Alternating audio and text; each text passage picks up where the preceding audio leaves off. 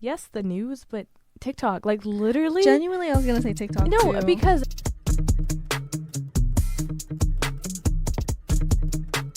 Hey, I'm your host Alexis. And I'm your co-host Truth. Sit back and relax because you're in good company. Hey guys, so this is a topic I always say, this is something that I just wanted to talk about, but everything we talk about is relevant to us. Yeah. So recently, I'm sure that many of you have been seeing all the college encampments.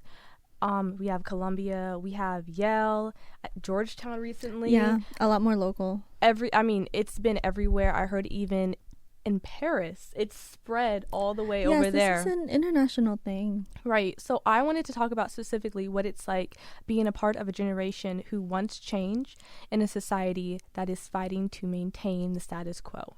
So if you guys don't know, we are Generation Z. So we're in college, yeah. Yep. And a lot of the people who are currently protesting are our age, like Correct. Are in our age, or maybe I feel like there's a diverse range, but I think a lot of people who are the most outspoken about it in our online spaces would be other Gen Zs. Yeah, I'd say I said college kids because the college encampments have really sparked I kind of like a lot of discussion recently. Yeah, almost like a spitball effect. That's what I've noticed. So, okay, Truk, when you first saw these encampments, oh my goodness, what were your thoughts on it? Did you know why this was happening in the first place?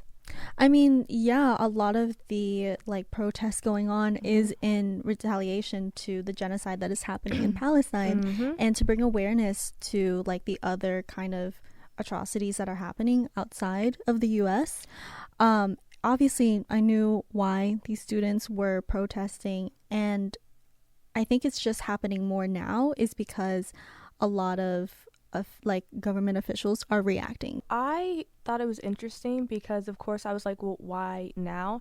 And what I found out was that I don't know if this recently came out, but at least it was brought to enough students' attention that a lot of these universities are funding Israel's military currently. Right. So they were like, absolutely not. You're not going to use our tuition and our money to fund a genocide. We're not here for that. So when they basically, Columbia was what it all started, when they were pull it. We don't want our money going here. And they started these encampments, and they were like, this is what we want to happen. The president of Columbia decided to say, okay, well, if you want to play like that, we're going to play like that. End up calling the cops on them. It's gotten, I saw they even threw out their stuff. They were arresting people. It's been really bad. Actually, I have a quote from a news article, the AP News, and one of the students said this specifically. No, y'all, I'm wrong. This was the New York Times. We want them to divest our money that we're paying for our tuition. So this was Ms. Claudel. She said our administration is not listening to us, and I think that is so real. Something about being in our generation, because I know other generations have dealt with this, but feeling like your voice is not being heard, it's not being taken into account, and what you want doesn't matter. I think that's the biggest thing. And I know this is not new for our generation, but man, we had COVID. We had the Black Lives Matter movement a few different times. We're having this current genocide, and this is all within the past few years. Within the past decade. Less than a decade. And I just think it's so much that these students and just people our age in general, or just people within our generation are like, enough is enough. When does it end? I don't understand why our voices don't matter, even how they're taking away women's rights steadily. That's a different topic. That is a whole different topic. That is something that is worrying. No, it's a lot terrifying. Of it's truly, truly terrifying. And it's so, I understand that it's happening, but it doesn't really feel real. Because it's nothing, for what? I don't understand that our kids could grow. I say kids because if we have them, could grow up. The next generation, right? The next generation, Gen Alpha. Right. Sorry to you, Gen Alpha. Heavy. And I think it's really our generation. It's we don't want future generations or even current why do they have to live in a world like this? The world's on fire. What is going on? What is going on? So I think sometimes you can get really caught up in down, down, down, down. Like everything's going wrong. But I will say getting to see all these different students like stand up for what they believe in has been so inspiring. I mean, it even reached Gaza, which was like, don't play with us. And they're calling it the Students' Revolution, which I think is so like, I just love that. And they're talking about how for the first time in a while, like they have hope because they feel like people are finally listening to us on like a wide scale, and you're forced to look at it. You can't look away, right? And that's what I've really loved that's been going on. I think it really helps too that this has gone international and it's not just American students. Absolutely. I mean, earlier when we were talking in the studio, you were talking about how it has spread to Paris as well. Yes. Oh my goodness. And I'm sure other countries and other students have been speaking up as well. I feel like it's just going to continue to spark. But no, according to the AP News article, which I will link everything down below, police have had they've had hundreds of arrests nationwide since April 18th. So I've heard, because I know, I was going to ask you where you're getting your main source, I guess, learning about everything that's been going on. And I know, yes, the news, but TikTok, like literally. Genuinely, I was going to say TikTok too. No, because there are, and y'all, I know people are like TikTok, but no, there have been people who are like actively going up to those campuses, interviewing students. Yeah, there are journalists who are using TikTok to get the word out. People who are in these encampments telling their like perspective. And I think it is so like, this is real hand. This is a more realistic point of view rather than a cookie cutter. This is baked for the news, right? Precisely. This is like on the ground perspective, student view of everything happening. And that's what I really, really love, because the news is trying, I'm not going to say all news outlets, but they're trying to spin it as like, oh, these kids are anti-Semitic and they just need to go to class. Like, oh my goodness, Biden I'm going to find exactly what Biden said, because he's not going to get Gen Z's vote with this. Like, come on, man. No, girl. You need to be so for real right now. This is such a bad look. Personally, I just think, it's not great. I am going, okay, what did exactly Biden say? Because I know he definitely was calling people anti-Semitic. And no, I think I heard that too. Yeah, okay. I think it was like some kind of press conference or some sort where he was like, this kind of rhetoric is incredibly anti-Semitic. Wait, no, I actually have a video saved on my phone of what this man was saying. Go ahead, girl, go ahead. Anti-Semitic protests on college campuses. I condemn the anti-Semitic protests. That's why I've set up a program to deal with that. I also condemn those who don't understand what's going on with the Palestinians. It's almost like we're talking about you. It's just ironic. It's like because at the end of the day, also, doesn't the U.S. government benefit from the genocide, essentially? I think they do. Because it's all in the name of capitalism, and that's why they upheld these systems. A lot of the money. Yeah. Because, wait a minute. War makes money. Why in the world did we send them billions of dollars? I'm so sorry. The birdies are saying that we just sent them jokers over $25 billion. Yeah. For what? No, I'm so serious. Like, they're like, oh, but they sent aid to Gaza. Not $25 billion. Right. What? And it's ironic that they sent aid to Gaza, but also continuing to fund the It's like, please pick a side. Pick a side. Because it's not... I think the older we get, the more I like realize that they say, you can say what you want here. We are a democrat. We listen to the people, but the people's voices are not being amplified. They're actively trying to squish their voices. They are not doing what we want at all. Like, I believe that majority of the people who are protesting everything are like, no, we're actively saying we don't want this. And to see so many people like speaking up and putting themselves on the line because they're being arrested and they're being detained and they're being suspended. They can't attend college. They can't attend their classes. Some people, USC canceled their graduation. This is the same class who graduated high school with COVID. So they didn't have a graduation. And now their next graduation is being taken from them. And it doesn't have to be. Like, it doesn't need to be. And I think that is so sad. Like, that is so upsetting to me that when you do speak up for what you believe is right, you're punished for it. That actively goes against what the whole nation was founded on, quote unquote. Right. It's the whole like, oh, we have freedom of speech, da da da da da, and we will listen to the people. We are the people. What is it? You know what I'm talking about, right? Man, I could say the Pledge of Allegiance, but if you ask me, we are the people, anything constitution-wise, I just know like the gist of what they're being said. Yeah. The gist is being said, because I know so far, Columbia University has a protest. Yale, Northwestern, University of Texas, oh my goodness, University of California, George Washington University, Virginia Tech, and these are just some of them. Like, they continue to have more universities who are protesting. University of Utah, University of Minnesota, University of Georgia. I genuinely believe that if we didn't attend a community college, we would be having a protest of sorts, just in solidarity.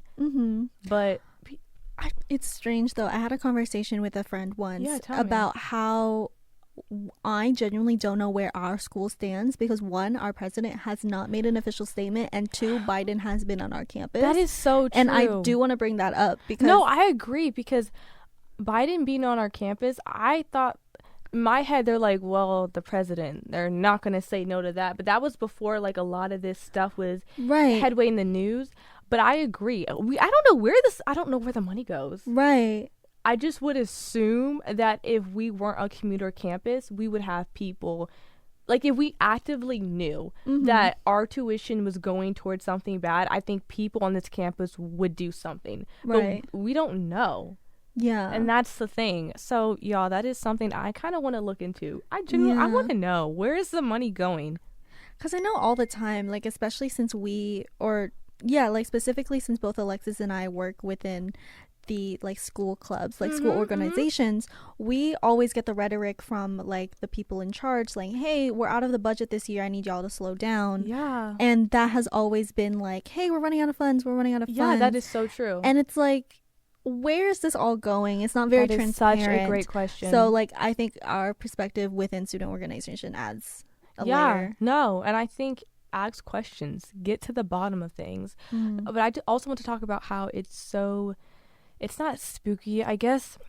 I mean, history repeats itself, but I see a lot of people talking about the Kent State shootings that happened May 4th, 1970, when they were protesting against the Vietnam War.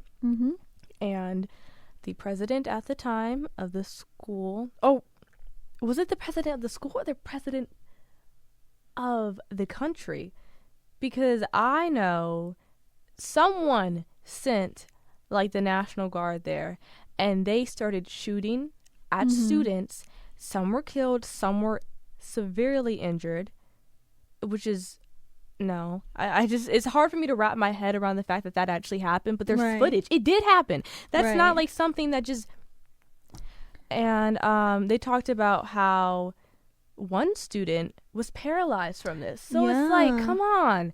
Yeah, he's alive, but now he has to live with a disability for the rest of his life. And simply for speaking up to end a certain war. And I truly want to know what happened. I think, I don't know, but I feel like those police officers were likely not held accountable because they were doing their job. They were called to do their job. Somebody in an official position sent them over. Exactly. So really, exactly. And I think that's when it's like, oh, it wasn't me, it was them. It wasn't them, it was me. And it's always somebody told me to do this, so I did that. And it's like, you didn't have to do that though. You could have said, I will not do that. I mean, yeah, they probably would have found someone else to do it, but you could have said no. I don't know. It's just the whole thing with like morality, and I think the US, like the people who are in charge when it comes to a decision being made, I was talking to my friend about this. I think everything is motivated by greed, and that is why there seems to be a lack of sympathy for people, because money runs a lot of stuff. Capitalism, like, I think also because our system is so dependent on money that it makes kind of forces people to operate in that kind of scarcity. It truly is. And even, like, I need more. Yes, and even operate, and I gotta just think about me, because I don't like help you out, then who's gonna help me out? And like America has a very individualistic culture compared to like other countries around the world, it's where a lack it's more of community based. And I think that's what's been so inspiring to me about these encampments, it feels like we're coming together as a community. And speaking for like one social thing that we all stand on. And I just think that is so beautiful. I know it can, I said, like, it can feel really sorrowing at times. Like, the world we live in can be so overwhelmed with everything that is going wrong, to see people say enough is enough. And to see it spark such an incredible, because the way it started at one college campus and has just spread out across the sea, that's amazing to me. Like, that truly is so amazing to me, in the way we've been able to see firsthand accounts, because we have social media, right, and we can see what people are saying and what is coming of it, and even seeing like professors help, or like stand up with their students, has been like really nice, because they're like, no, like, you're not going to treat my students and like it's like this. These people are willing to kind of put their name on the line, knowing very well that people within power are trying to shut them down. Exactly. And it's a very like comforting feeling that we will all kind of work through this together, and they will somehow get the support they need after they've been shut down, right. Okay. And I find the Joe Biden, what he specifically said, because he did speak. He said the blatant anti-Semitism is rehibible. Help me out here. Hold on, girl. Can you pull up the quote? Here. I'll read. Yes, bless Truk. All right. This blatant anti-Semitism is reprehensible and dangerous, and it has absolutely no place on college campuses or anywhere in our country. Joe Biden. Yeah, so I actually want to talk about why this is being, I guess, perceived as anti-Semitism, because that's always something that people bring up to go against this, like, all these protests. And then people are like, well, we just don't want, people to die. And then they're like, that's well, how? I really want to know how it is. Like, I'm so for real. Like, genuinely, like, they are only bringing it up because of who is performing the action, right? But it doesn't matter, because people would have spoken out nonetheless if it was another group of people performing the genocide. True. Okay, this, how the media we read, like, art reflects current times, y'all. Shout out to the previous episode. No, truly. What episode was that? 15? 15? I don't know. Continue. But I wanted to say, I was reading Spike's Family last night, and you're gonna be like, where's she going with this? But oh my gosh, I love Spike's yes. Family. So it was volume 10, and spoilers for volume 10. Just skip over this if you haven't read it or you want to read it. Basically, Lloyd, the main character, he's the main spy, is okay. I'm gonna break it down. So when Lloyd is a child, his town gets bombed. He lives on the west. There's the east side. I think he lives on the west. Basically, there's the east and west, and they go into a war with one another. He grows up. It was, comparing to what's happening, it was just, anyway, he grows up. His mom's killed. His dad's killed. It's rough, right? He ends up joining the military. And while he is out there fighting, one day he stumbles upon a soldier from the opposite side. And the soldier is like, no, don't shoot. And he's like really upset. He's like, you guys are monsters. Like, you're the reason my life is the way it is. And the guy, I'm paraphrasing, basically was like, this is so stupid. We're told to hate people on the other side. I was told to hate you. You were told to hate me. And we're fighting. We're fighting a war that we don't even need to be a part of. Basically saying how people are pushed against each other, and how agendas are then fed to children, and these children grow up believing these agendas, and it's like brainwashing, right? You're convincing somebody of something that isn't the reality. And reading that compared to what is currently going on was just so, it was so wild. It was such like a clear reflection of what is happening. Yes. Like, and it's like, damn. And it's like the author likely didn't intend for it to parallel this specific event in history, but that's real. That has happened time and time again. And to read that, I'm just saying, I was just like, wow, I can't pretend like this is just a story and it's really sad that this happened to him, because this is somebody's reality. This is some kid's reality right now. And that is why when I see people saying enough is enough, I'm like, yes, thank you so much, because it almost felt like there was 100 voices screaming in the void, and they were just bouncing back at us. Right. That's what it really felt like for so long. I know when we did our episode talking about, like, we called it something like, basically our lives are giving like dystopian books, right? And we were talking about Palestine and what's been going on, and just like talking about how we thought raising awareness. And we were saying how it can be so overwhelming, and you feel like you can't really do anything to change what's going on besides like speak up about it, or maybe try and fund where you can. Yep. But now there's another solution or something else there's that more can be done. action that's being done. Right, to feel like you're more actively taking a part and making the government say, hey, like, you cannot ignore us anymore. And that is what I just find to be so admirable.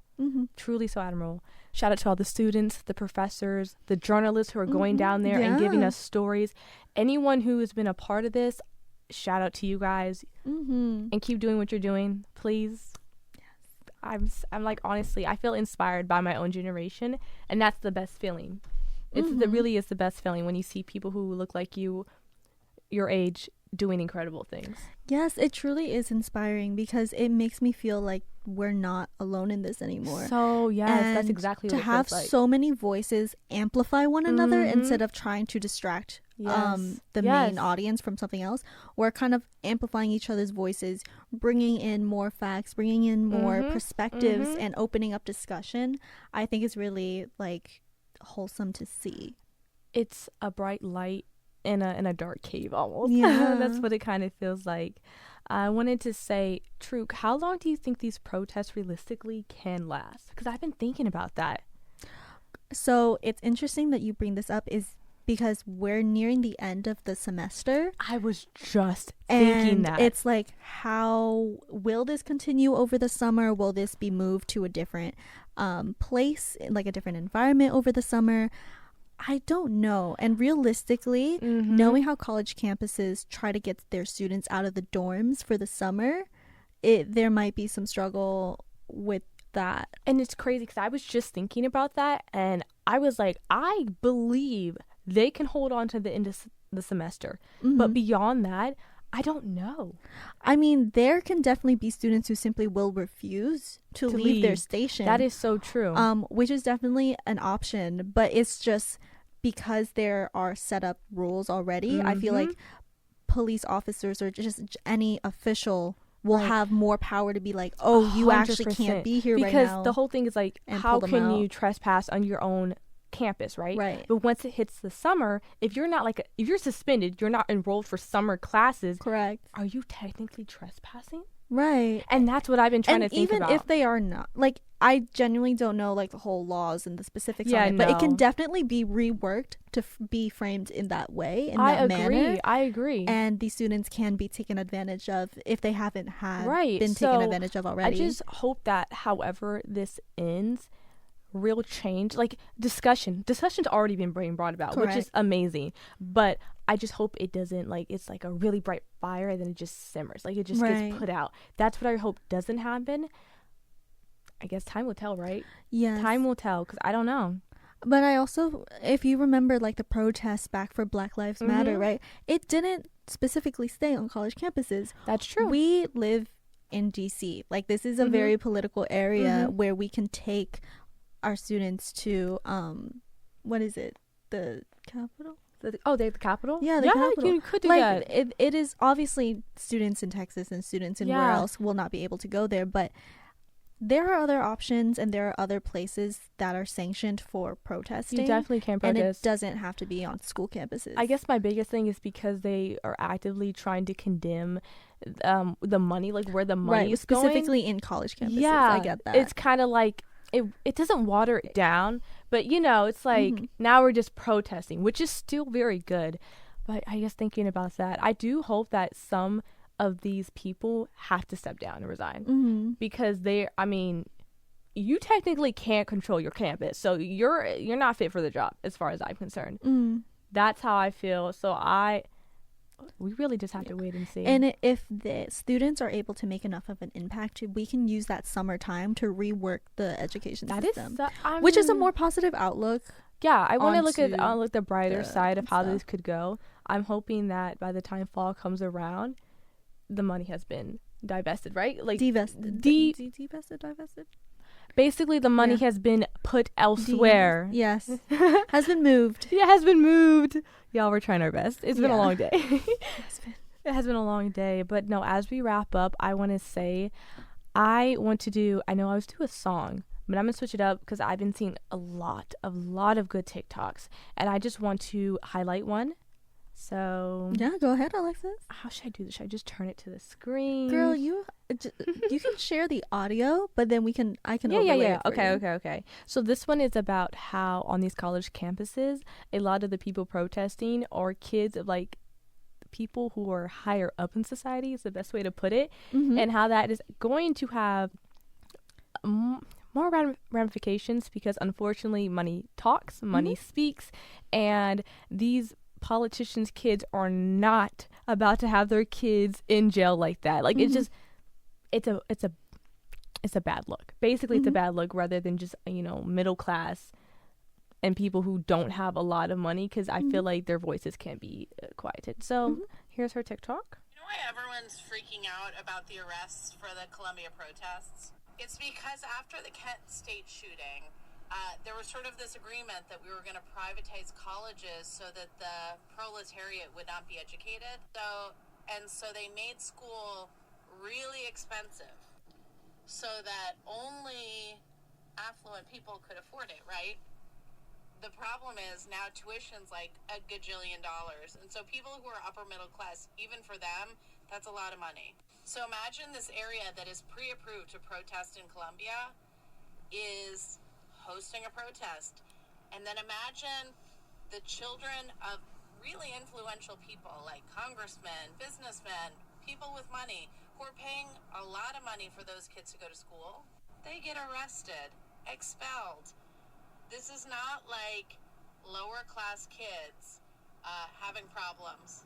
They've got the possibility of arrest records, criminal charges. In a situation where people are already wondering whether or not school is valuable, it's really not great because suddenly the people who are the oppressors are being oppressed, or rather, even worse, their children are being oppressed. And that is not good for anybody in the system that wealthy people run. In short, Columbia is screwing itself. She ate. And guys, that actually kind of reminded me of one point I wanted to touch on before we officially wrapped up. Yeah, of course. On the way students who have been protesting have been treated by the police specifically. Yeah. Because they've been met with so much violence, and I unfortunately am not surprised. Being a minority, being a black person in America, I'm not surprised when people are met with violence for not really doing anything, especially not anything against the law. But to see it in such real time, the way people have said that they've seen snipers on the roofs of some of these colleges is surreal to me. Because why? Because the thing is that these students are not aggressive in a certain way. They are protesting, and of course that may bring discomfort to the campus, but they are not causing harm to other students in the surrounding area. But for them to be met with complete machinery, they're being thrown to the ground, arrested. This is, and I will say, I think some of these white kids have never been treated so poorly by the police, even like some of the white professors. I think because it's something that they see, right? And they're like, this is not right. But to actively have that towards them, I wonder if some of them are going to leave this feeling a bit changed. In maybe even sympathizing more with minorities who get treated by the police on unfortunately almost a daily basis. And a lot of them don't make it out with their lives because they're killed, and then the people who do it aren't really held responsible by the superiors, maybe the media. And I just think that might be a sympathy. There may be a little bit of a lived experience can help them feel more sympathy towards. And I hope these are the people that go into office. Please, like we need sympathetic people in office who are not, as I said, I don't want people whose main agenda is greed, to continue to uphold the system. Like, I want a system where people are willing to listen to what is happening and take action for what's right for the people. I want to work my little summer job and be like, where did all my money go, and know that it went somewhere good. That was my biggest thing. I'm like, I don't even care. Like, fine, take the taxes, even though rich people could do it for me, whatever. But to know that it was actively going to like homeless people, to shelters, like that makes me being worked feel good about it. Because at least I know where that money is going. But for your money to go somewhere that you don't even support, that actively hurts others, I know why these kids are pissed. That's all I'm going to say to that. Yeah. No, but yeah. I know, Truk, you wanted to highlight. Yeah, so I wanted to highlight a kind of parallel. So I saw this TikTok, thanks to Alexis, about the kind of the comparison between the protests, the university protests that are happening right now, and the Sandy Hook It was a shooting, yeah. The Sandy Hook shooting, like years ago. Yeah. And how the parallel of the reaction of police officers within those two separate situations. Because we just spoke about how a lot of students are being met with a lot of aggression. Wait, do you mean the Sandy Hook, or do you mean the is it Uvalde? Sandy. Oh, there's been a lot of shootings. There has been a lot of shootings. Not Sandy Hook. You're thinking of the one that happened actually a few years ago. Yes. At the elementary school. Yes. You know how earlier I was speaking to you before we started recording. Y'all, that's one thing about living in America. There are so many freaking shootings that you get all mixed up.